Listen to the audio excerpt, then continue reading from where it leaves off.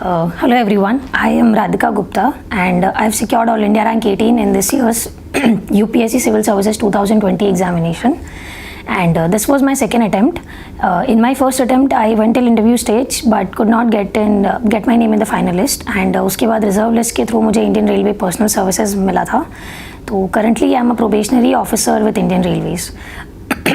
That is the background about me, and to tell you a little bit more about me, I come from a district named Alirajpur in Madhya Pradesh, and उसके बाद मैंने अपनी engineering की है. 2017 में I graduated in mechanical engineering. So I think that's enough background about me. Coming straight to the topic, so this video would be about essay preparation strategy. तो essay को prepare कैसे करना है? तो ऐसे के लिए first of all I tell you about my brief about my scores. So I scored 141 in essay this year, and this is one of the highest marks. इस साल एसे में 160 की रेंज में आए नहीं है, and last year I scored 135 in essay. So both the years it was a decent score. And to prepare about essays, एक चीज़ जो मुझे समझ में आई थी ऐसे में वो ये थी कि ऐसे has a very good scope of marks. You can get as low as 60 or 70 in essay and can score as high as 160 in essay. So you have to be very prudent when you're preparing essays, right? So that was my first lesson, that I knew I have to prioritize essay.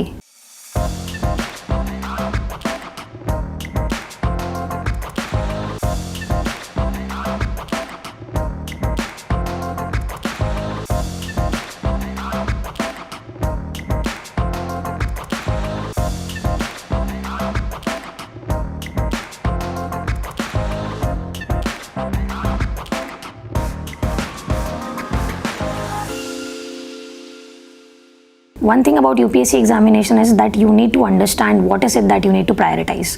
Essay, ethics, optional papers are your priority, क्योंकि वहीं पे बहुत बड़ा range of marks का difference आता है, GS papers में नहीं आता है. So the reason I'm telling you this is so that you also understand कहाँ पे आपको ज़्यादा energy put करनी है. Return on investment जहाँ ज़्यादा है वहाँ पे अपनी energy लगाइए. ये मेरा पहला lesson था. तो ऐसे के लिए मैंने ये किया था कि जब मैं कुछ टॉपर कॉपीज़ पढ़ रही थी ऐसे में, तो आई रियलाइज्ड कि बहुत ज़्यादा मैकेनिकल चीज़ें मुझे देखने को मिली. नॉर्मली अभी स्टूडेंट्स ये कर रहे हैं ऐसे के अंदर कि they practically write one connecting para after the introduction, है ना, और उसमें वो बताते कि पूरे ऐसे में वो क्या लिखेंगे. मुझे थोड़ा सा मैकेनिकल लगती थी वो चीज़, इसीलिए मैंने वो चीज़ अवॉइड करी थी अपने ऐसे essay. So for me the essence was to write an essay that the reader wants to read, है ना. आप जैसे एक न्यूज़पेपर आर्टिकल पढ़ते हैं तो उसके अंदर कोई स्ट्रक्चर या फॉर्मेट नहीं होता है, बट उसके अंदर फ्लो और लिंकेजेस बहुत अच्छी होती है. So when you read that part you actually want to read it more, you want to go to the finishing paragraph also. तो मेरे ऐसे के साथ मुझे यही लगता था कि जिस फ्लो में आएगा उस फ्लो में मैं लिखूंगी, and I want to make it readable in a sense that anybody who is on the other side wants to read it, and the person should not feel like I've written it mechanically. So that was one thing that I always kept in mind. तो मैंने कभी कोई बहुत structured format या फिर कोई fixed format ऐसे के लिए follow नहीं किया था. And this is a rider that I'm giving to you right in the start of the video, so that you might not feel bogged down कि आप अलग तरीके से लिख रहे हैं. ऐसे gives you a lot of creative liberty and you need to be as creative as you can. उसके लिए फ्लावरी लैंग्वेज नहीं चाहिए, बस उसके लिए आपकी क्रिएटिविटी चाहिए, आपकी अपनी एक इमेजिनेशन चाहिए, ठीक है. अभी करना क्या ऐसे के लिए, तो फर्स्ट थिंग फर्स्ट, जब भी आप अपनी प्रिपरेशन स्टार्ट कर रहे हैं, एक एवरनोट पे शीट बना लीजिए, और उस एवरनोट की शीट को आप ऐसे के लिए अलग से रखिए. पूरा साल जब आप न्यूज़पेपर पढ़ रहे हैं, पूरा साल जब आप GS जनरल स्टडीज़ पढ़ रहे हैं, या फिर आप इधर उधर से कहीं से स्टोरीज़ पढ़ रहे हैं, तो उससे क्या होगा कि आपको you will come across many quotations which are given by various people, right, ranging from Gandhi ji, Nehru ji to Martin Luther King. Okay, so whatever good quotations you come across, cut paste them in your Evernote. और उससे पहले एक और चीज़ करनी है कि previous year questions देखिए ऐसे के, आपको रियलाइज़ होगा कि there are two different kinds of essays. One is philosophical essay, the other is based on something related to general studies subjects like women हो गया, पॉवर्टी हो गया, या फिर कॉन्स्टिट्यूशन हो गया. तो आपको क्या करना है कि अलग अलग थीम्स के लिए एवरनोट में एक शीट बनाइए, अलग अलग थीम्स के लिए आप एक एक शीट बना करके छोड़ दीजिए. whenever you come across any particular quotation or any particular story that you think ये इस थीम के साथ जा सकती है. फॉर एग्जाम्पल जैसे I'll take example here. तो फॉर एग्जांपल विमेन है, ठीक है, तो विमेन में मैंने कहीं पे एक स्टोरी पढ़ी थी जिसमें there was a very beautiful story कि एक शाहरुख खान एक शो होस्ट कर रहा है that is Lux Golden Rose awards Star Plus पे, and this Lux Golden Rose Award basically celebrated achievements of many empowered women in our country, ranging from Deepika Padukone to Priyanka Chopra to Alia Bhatt, right? और उसके ही आधे घंटे बाद एक और show आता है जिसको फिर शाहरुख खान होस्ट करता है, and this show was about Jasmine Patheja, who is a TED speaker, and she basically talks about violence against women in the country that is still prevalent. दो स्टोरीज हैं and this shows the contradiction that is there in India, है ना. तो जब भी हम women empowerment की बात करते हैं, you can start your essay with these two stories showing the contradiction. Are women really empowered? Some women really are empowered, some are not. तो मैंने अपना एक विमेन एम्पावरमेंट का essay where in one of my test series ऐसे ही start किया था, showing these two contradictions, and that is how I started my essay. तो इससे क्या होता है कि रीडर को बड़ी अच्छी फील आती है कि यार ये एकदम सटल तरीके से और एप्ट तरीके से आपका वो शो करता है कि आप कॉन्ट्रडिक्शन दिखा पा रहे कि नहीं, है ना. तो the start of the essay can be this way. तो इस तरीके से पूरा साल आपको स्टोरीज कलेक्ट करनी है. There was another story that I can recall. This story was about अभी रिसेंट टोक्यो ओलंपिक्स में 2 गोल्ड मेडल शेयर हुए थे, है ना. तो 2 people shared a gold medal, and this was a very beautiful example of sportsman spirit. तो इस type की स्टोरीज से आप स्टार्ट कर सकते हैं अपने एसेस को. करना वही है, बैक टू स्क्वायर वन. ऐसे कि जितनी भी थीम्स आप यू कैन फिगर आउट कि विमेन है, चिल्ड्रन है, उस थीम्स के लिए अलग अलग शीट्स बना कर रखिए. और जब भी whenever you come across some good story, put दो स्टोरीज देयर, है ना. जैसे अभी रिसेंट पैरालंपिक्स में हमने देखा कि इंडिया ने बहुत अच्छा परफॉर्म किया है. That is another beautiful example जहाँ आप दिखा सकते हो कि डिसेबिलिटी जो है और एटीट्यूड जो है वो कैसे मतलब एटीट्यूड जो है वो कैसे चेंज कर सकता है चीज़ें, है ना. Disability, the only disability that we have in life is bad attitude. So it's not disability of hands और लिम्स और एनीथिंग एल्स.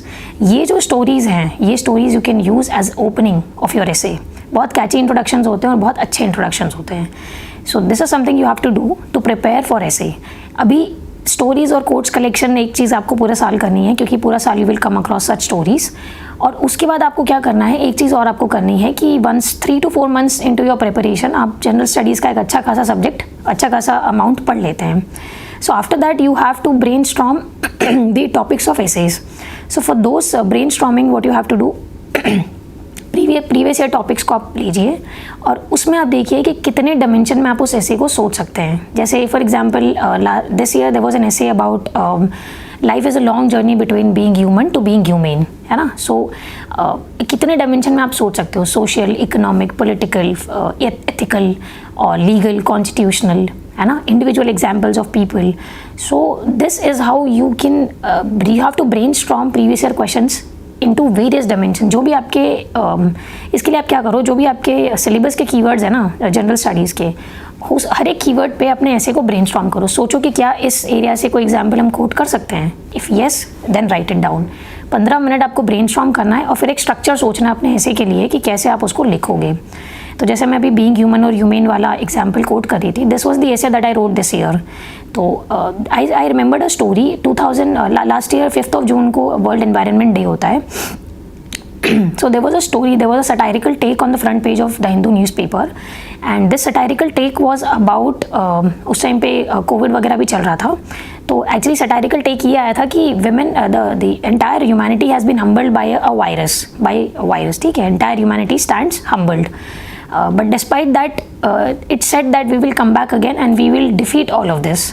और उसमें ये भी चीज़ बताई थी, आपको याद होगा, केरला में there was an elephant जिसको एक एक्सप्लोजिव फूड खिला के that elephant was brutally murdered, ठीक है. तो उसमें वो भी दिखाया गया था कि ह्यूमंस कैसे are exploiting nature, are exploiting environment, and we still do not feel bad about it. We still would overcome this and we would still be again trying to control the environment. तो वैसे ही कुछ satirical take मैंने being human और being human में use किया था अपनी opening में. मैंने वहाँ पे वैसे ही बताया था कि कैसे we humans despite being humbled by the virus have not learned our lessons, है ना. So there is a long journey. We call ourselves human because we are born as humans, but then are we human? That was a question that I raised in my introduction, and then I argued both the sides of the story. And that is where I showed कि life experiences जो हैं आपको human से humane बनाते हैं। वो एक ई add करने में, मतलब आपको लगेगा कि ह्यूमन और ह्यूमेन में सिर्फ एक ई का डिफरेंस है, बट दैट ई का difference is all that is needed, that is where the entire difference lies. तो उस तरीके से मैंने अपने ऐसे को आर्ग्यू किया था। और तो इस तरीके से आपको स्टोरीज कलेक्ट करनी है और अपने ऐसे को लिखना है। Always remember one thing, that essays are not about collecting a lot of material और doing coaching about it, or essay is not exactly about how the other topper has written. आपके और मेरे ऐसे में ज़मीन आसमान का अंतर हो सकता है, आपके और मेरे इंटरप्रिटेशन ऑफ ऐसे में भी आसमान का अंतर हो सकता है, but the point is that it has to be substantiated by facts, by stories, by your conviction. और essay I think is the only paper apart from ethics जहाँ पे क्रिएटिव लिबर्टी आपको मिलती है। You can write it in any manner you want, but always remember that it has to be hopeful. We as young civil servants जो हैं, we are, it is expected from us that we are hopeful in our approach. तो ये बात हमेशा ध्यान रखनी है कि कभी भी ऐसे को नेगेटिव कॉनोटेशन पे नहीं लिखना है ना। ऑलवेज या तो मध्यम मार्ग पकड़िए, मिडिल पाथ, और या फिर आप होपफुल तरीके से ऐसे लिखिए, कंस्ट्रक्टिव क्रिटिसिज्म दीजिए, but at the same time जिस स्टोरी से आप शुरू कर रहे हैं और उसी स्टोरी पे आप अगर ख़त्म कर रहे हैं, always remember that it has to be written in a way that it shows hope. अगर आप चाइल्ड मैरिज के ऊपर लिख रहे हैं, अगर आप विमेन की एट्रोसिटीज़ के ऊपर लिख रहे हैं, these you might think that these are topics that are negatively connoted, but you also have to remember that you have to write it in a way that shows positivity and hope. We are not writing for newspaper articles, we are writing for somebody who is 60-year-old sitting on that side of the table and checking your papers. So always remember that 60-year-old guy expects hope from you, expects optimism from you, है ना। तो optimism के साथ अपने ऐसे लिखिए और बहुत पैशन के साथ अपने एसेज लिखिए। So this was one thing. एक चीज़ आपको और करनी है कि 3 months into the preparation, every second Sunday write a test, get it evaluated. और एक चीज़ मैं और करती थी ऐसे के अंदर कि मैं इवैल्यूएशन के टाइम सिर्फ उन लोगों को नहीं भेजती थी जो यूपीएससी प्रिपरेशन कर रहे हैं, मैं उन लोगों को भी भेजती थी जो लोग यूपीएससी की प्रिपरेशन नहीं कर रहे हैं। उसका फ़ायदा ये होता था कि I used to send it to a friend of mine who is a doctor. So उसका फ़ायदा ये होता था कि if that person is able to hold himself till the last page of the essay and if he is interested in reading that essay to the last page, that shows कि मैंने जो लिखा उसको मज़ा आ रहा है पढ़ने में। So a layman person should also be interested in reading your essay, है ना, उसको मैकेनिकल नहीं लगना चाहिए। So that is something that you can also do. Send it to people who are your friends who are not into UPSC preparation. That will help you understand, is it interesting enough and where is it that you can change. वो वाले feedbacks I think are the best feedback that you can get. तो एक ये चीज़ आप ऐसे के अंदर कर सकते हैं। अपार्ट फ्रॉम दैट अपनी स्ट्रेंथ और अपनी वीकनेसेस एनालाइज करना बहुत ज़रूरी है। जैसे मुझे ही पता था कि मेरी स्ट्रेंथ जो है वो फिलोसॉफिकल एसेज में है, वो जनरल स्टडीज़ वाले एसेज में नहीं है, क्योंकि वहाँ कंटेंट सबका सेम होता है।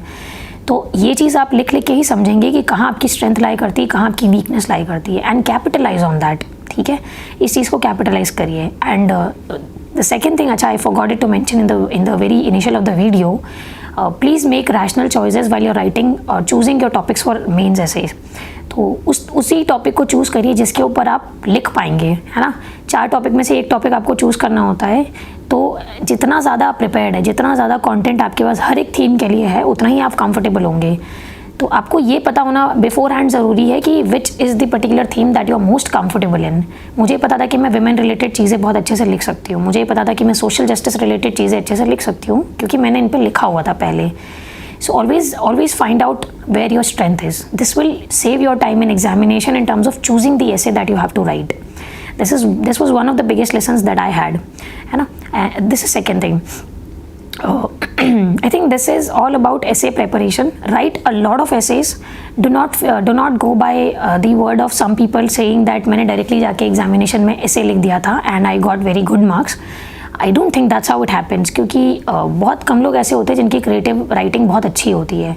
So people who are very creative at writing, they can go and take that kind of risk, but for us as general people, for us as mediocre students, average, क्योंकि मैं भी एक average student हूँ, तो ये चीज़ आपको समझनी पड़ेगी कि you need to write as many essays as possible.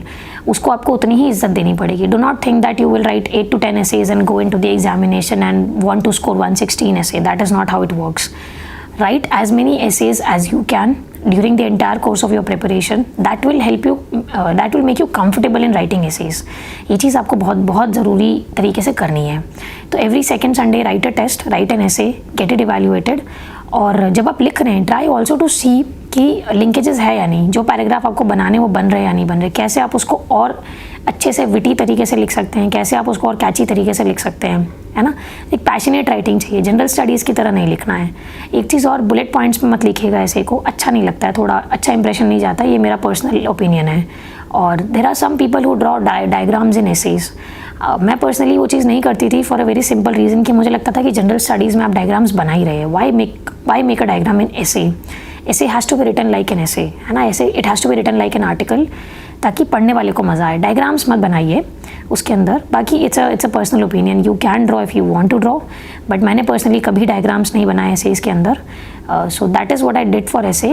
And be very passionate वाली और आर्ग्यूइंग योर ऐसे, है ना। और एक चीज़ और, स्टैंड लेने की जब बात आती है, कभी कुछ टॉपिक्स ऐसे आएंगे जहाँ पे you will have to take stand in essays, take a stand. कई लोग बोलेंगे कि मध्यम मार्ग लीजिए, कोई स्टैंड मत लीजिए, बट आई थिंक यहाँ पे मुझे ऐसा लगता है कि थोड़ा सा एक बैलेंस है। आप एक स्टैंड लीजिए, you will get rewarded for it. मतलब आई ऑल्सो गॉट रिवॉर्डेड, जब मैंने एक स्टैंड लिया विमेन के ऐसे में, I was rewarded for it.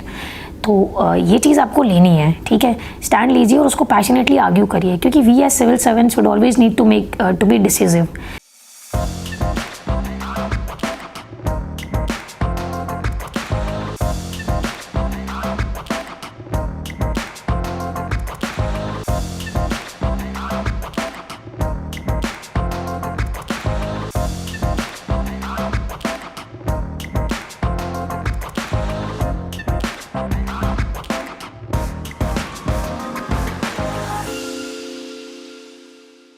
तो कहते हैं ना कि पर्सनालिटी टेस्ट एक रिफ्लेक्शन है आपकी पर्सनालिटी का, वैसे ही ऐसे आपकी पर्सनालिटी का पैसिव रिफ्लेक्शन है। So be very careful about how you are projecting your personality. The person who is on the other side and reading your essays is also trying to gauge who you are as a person. Are you optimistic, are you hopeful, are you rational, are you objective? These are the things that you have to show in your essay. Do not write any radical thing, do not write anything that is excessively pessimist. ये चीज़ें आपको नहीं करनी है। Government को criticise करिए, but constructively criticise करिए। इस तरीके से नहीं लिखना है जो कि आपको एक नेगेटिव लाइट में पोर्ट्रे करेगा, ठीक है। Because we as civil servants have to be hopeful, we have to write, we have to think in a manner that is hopeful for the others. तो ये चीज़ का आपको बहुत खास ध्यान रखना है। And I think these are the things that help me in getting good marks in essay this year, and essay has been my saviour also in both the attempts. तो दैट इज़ अबाउट इट, क्योंकि essay के लिए कोई specific strategy नहीं होती है, हर इंसान की एक अलग स्ट्रैटेजी होगी। तो rather than running after coachings and getting content for essays, try to write essays with your own style. Figure out what is it that is your unique selling point. Everybody is unique, everybody has unique ways to write and express their feelings and their emotions. That is something that you have to figure out for your own self. If you figure that out, believe me, you can write as beautiful essays as anybody else, and you can score as high marks as anybody else. With that, I think thank you so much. And also I would like to thank DKT and entire team for having me here and giving me the opportunity to share my strategy and my experiences with you all. Thank you.